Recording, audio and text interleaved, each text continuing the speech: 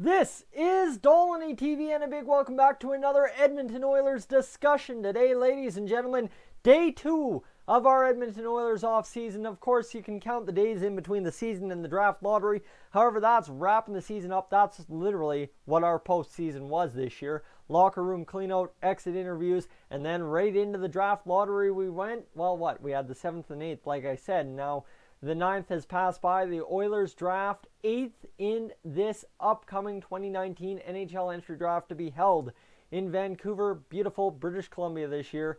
But this is not the concern. This is not the concern, ladies and gentlemen. The concern is the cat attacks my door is more so what our priorities need to be going into this offseason. You know, like day 2, you should start to maybe make a list of what needs to happen.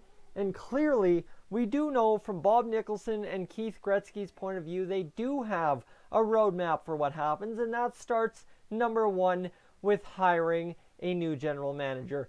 The thing is, we kind of have this question. At first, it was Keith Gretzky saying, no, I don't want to be the new GM. I don't want that job. I want to just keep doing what I'm doing for this team and really relishing my role with this club. Now, all of a sudden, he's pulled some good moves. The fans have kind of come around on him, not 100%, but kind of. And you sit here and you think, oh man, well, maybe he's not the worst guy for the job. And he wants the job now. That's the other side. He wants the head general manager job.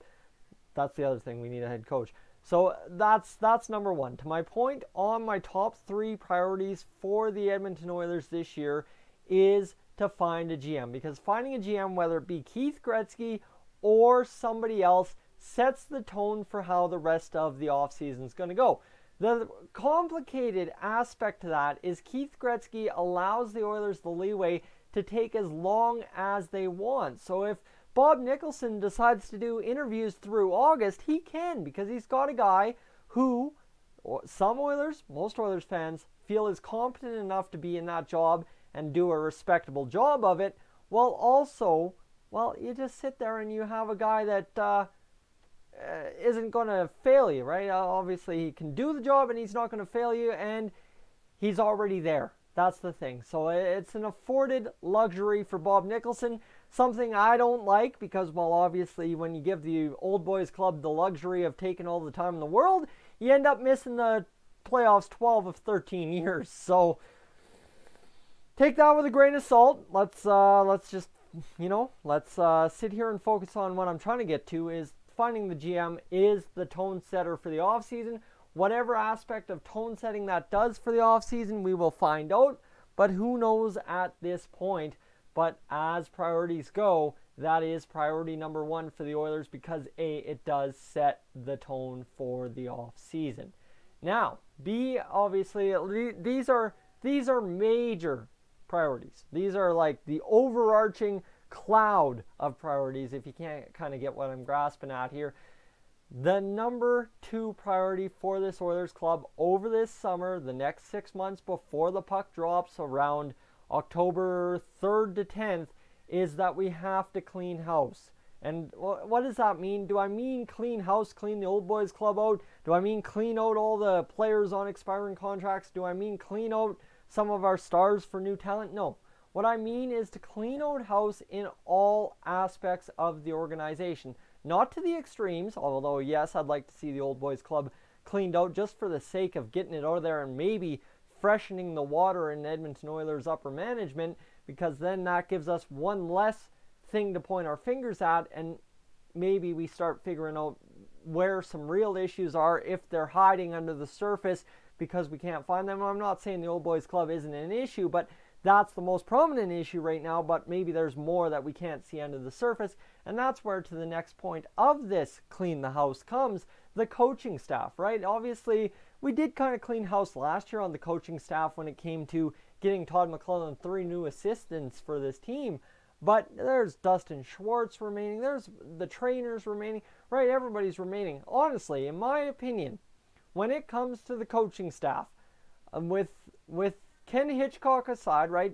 Don't worry about the head coach, but everybody else except Joey Moss, boys, must be on the chopping block. Whether they get chopped or not, it's up to the new GM, but they've got to be on that block as of right now because, like I said, we need to start cleaning house. And whether you're going to do it in upper management, in the coaching staff, or the player personnel, everybody has to be looked at on the coaching staff for sure. Now, obviously, trainers and stuff, maybe you don't have to worry about as much, but I'm a fan. If you're going to do it right, and that obviously means moving everybody all at once. Now, I don't know how much a guy like Connor McDavid would appreciate something like that, so I'll take this in stride and say if you're going to do such drastic moves, you have to have the support of your core leadership group as well as your core star talent. And that's obviously, Leon Draisaitl doesn't wear an A for our team yet. Will he next year? We'll find out. But at this point, you have to ask the two groups of players, and then everybody else is kind of on contracts where you're not really sure. Sorry, my cat's scratching the door, and I really don't want that in the video, guys. I'm a little distracted. I always am. But that's what I mean, is you want the cores of this team to have a say in how this team is built. And when you're chopping everybody, cleaning house, you have to make sure it's done in accordance with everybody from top to bottom. Top, bottom, yes. But you don't want the old boys club effects going in there and muddying up the water and then having Bob Nicholson realize there's something in the water that he can't find, although it's been there all along per se.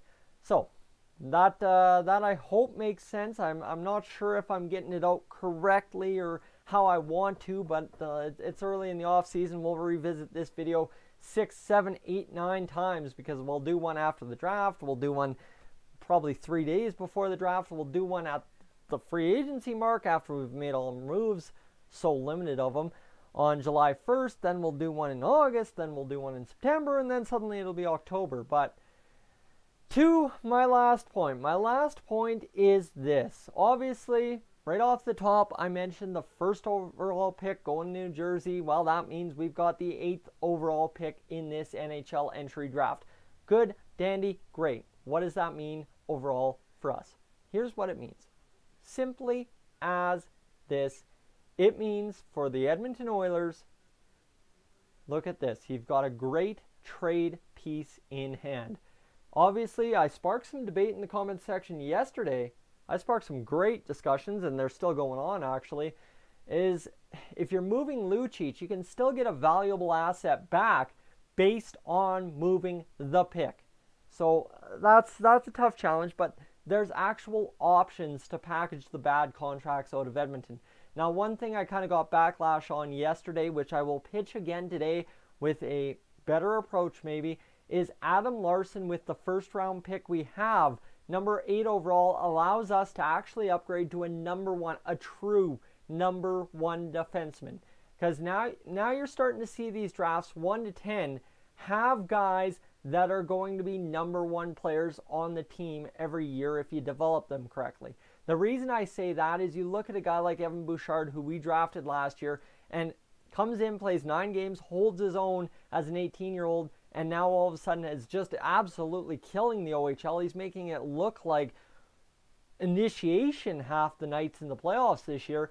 But you have him on defense coming up at a number 10 pick who in that draft was kind of dropped off. He fell down the board, and he's still exceptional talent. So that's what I'm saying is 1 through 10, you cannot undervalue these guys at all. You have to overvalue them, if anything. And that's why moving Adam Larson with that number 1 overall pick, or number 8 overall pick, would allow you to get a number 1, in my opinion. Now, am I talking a number 1 Victor Hedman or Erik Karlsson? No, but a number 1 in terms of, like, obviously somebody who has or is that potential of a guy, a Seth Jones, a Matt Dumba, right? Those young and upcoming guys who are going to be the number 1s for the next 7-8 years. That's kind of the player I'd be targeting.